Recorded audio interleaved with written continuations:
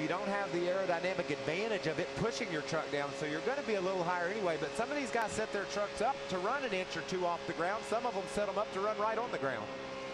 It's interesting. You can do it either way and have success either way. Yeah, we see trucks running up front with both scenarios. This is an unfamiliar place for Todd Bodine. Carmichael's beginning to close some ground, but Amarola decides he's tired of riding up there on the outside, jumps in a hole there, and that'll hurt Ricky Carmichael. His pusher went away from him. Got Stacy Compton behind him now in that 60 truck, and there's Dennis Setzer, the 46 truck behind him. Remember, Dennis was involved in an accident in practice with his teammate Johnny Benson. Max Pappas fighting right there with these guys. Crawford. Some good stories up here at the front of the pack. Guys that we weren't sure were even going to be able to get to Daytona because of sponsorship woes or team changes. The majority of the field has a different driver crew chief combination. There's like maybe 10 driver crew chief combinations, Michael, that were the same last year. So that means there's 26 different driver crew chief combinations. We're talking about the changes in the rules, pit road, the shootout style restarts. The changes in the teams made me get my program out. I've been studying trying to figure out who's driving what. One of the drivers involved in the first accident was the 13 of Johnny Sauter. He was checked and released from the infield care center and actually refused an interview request from us. So a frustrating evening for Johnny Sauter. Such high expectations for Johnny and that entire ThorSport team.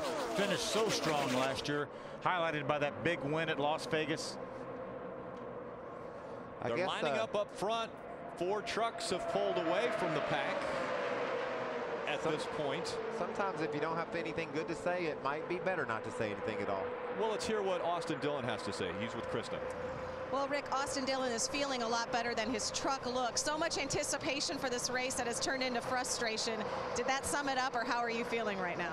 You know, I mean, it's very dejecting. We wanted to go out there and run well. We had a fast truck. It just, I didn't get to see a replay of what happened or anything. I don't really know. I might have made a mistake. I tried my best to save it, but just not a good start to the year for the Bass Pro Shop Chevy. But we're going to be fine. We got a strong team, and hopefully we can get back out there to run some more laps. All right, thanks, Austin.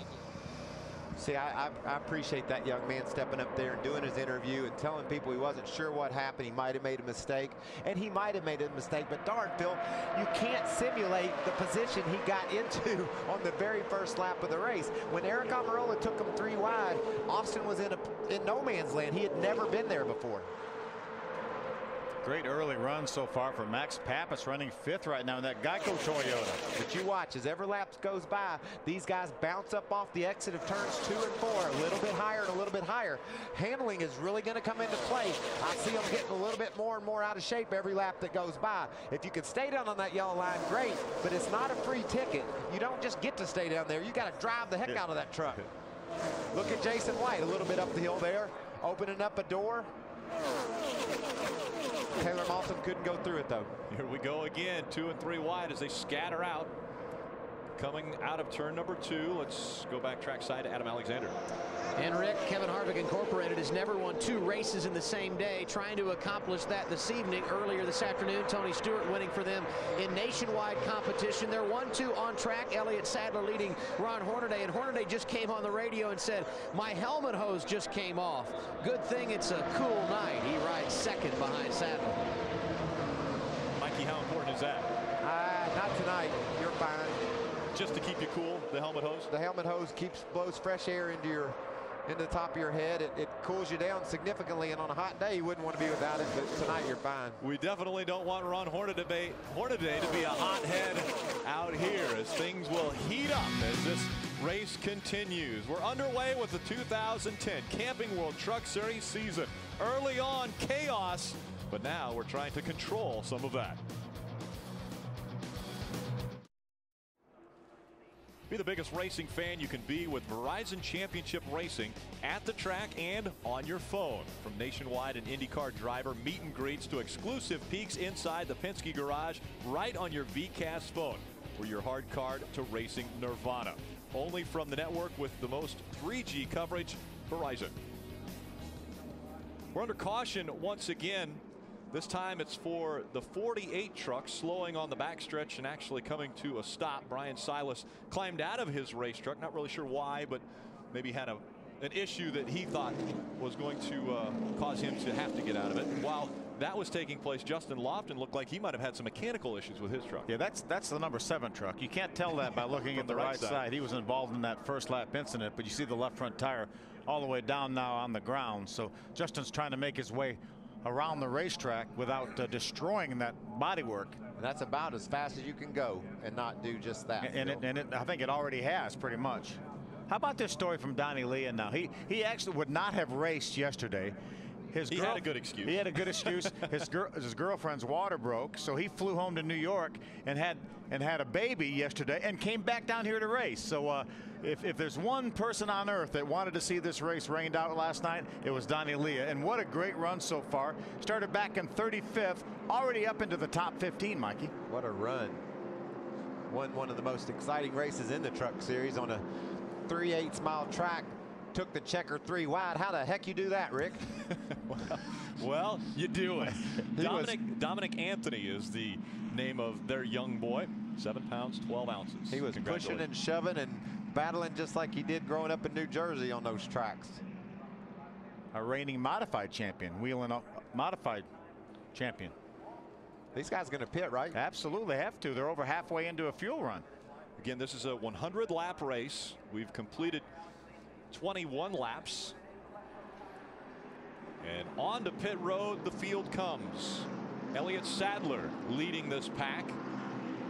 Now again, because of the restart rules, we have the wave around trucks as well. And let's go to the pits and Ray Dunlap. Well, Rick, realize there's some different pits in this year. Watch the brand new fuel can in the back. It is self-venting. You'll notice there is no catch can man here on the number 30 Geico truck. Let's go to the front of the field and check in with Adam. Ron Hornaday had talked about doing 2 tires. Owner Kevin Harvick came on the radio, suggested 4. That's what they will get on the 33. They will also add some tape to the nose. Top of your screen, his teammate Elliott Sadler said something about 2 tires. Doug George, the crew chief, said nope, let's get 4. All the service is complete. Elliott Sadler, the quickest off pit road.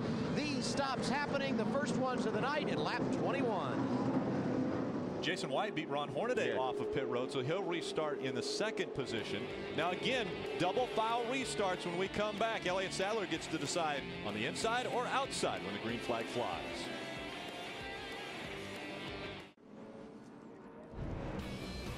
Get your NASCAR fix 4 days of the week with NASCAR Race Hub on Speed.